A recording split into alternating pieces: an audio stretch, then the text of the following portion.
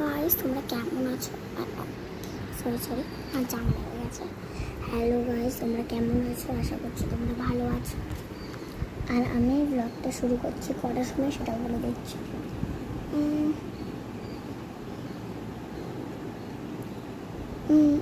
কটা বাজে বলবো? ওই দুপুরবেলা স্টার্ট করছি। আর তোমরা প্লিজ আমার চ্যানেলটাকে সাবস্ক্রাইব করে দাও। আমার চ্যানেল যারা আমার এই ব্লগটা নতুন দেখছো, যারা প্লিজ সাবস্ক্রাইব করে দাও। আর এই ব্লগটা যদি দীপ গুনগুন দি আর পায়েল দি দোয়েল দি যদি দেখো এই ব্লগটা, তাহলে প্লিজ আমাকে সাবস্ক্রাইব করে দাও। তোমাদের মতন তো আমার কি বলবো, তোমাদের মতন তো আমার অনেক সাবস্ক্রাইবার নেই।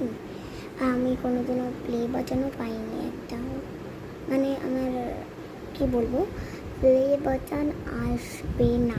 আমার কোনোদিনও আমার ইচ্ছাও ছিল না ইউটিউব ব্লগ বানানোর। তাও আমি শুরু করেছি ব্লগ বানানো। আমি যখন ছোটো ছিলাম, একদম ছোটো ছিলাম, আমি যখন 5 বছর ছিলাম বা 4 বছর ছিলাম, আমি তখন 4 বছর ছিলাম, আমি তখন মাকে বলতাম, আমার মাই বলতো যে মানা তুই বড় হয়ে কিছু একটা করবি।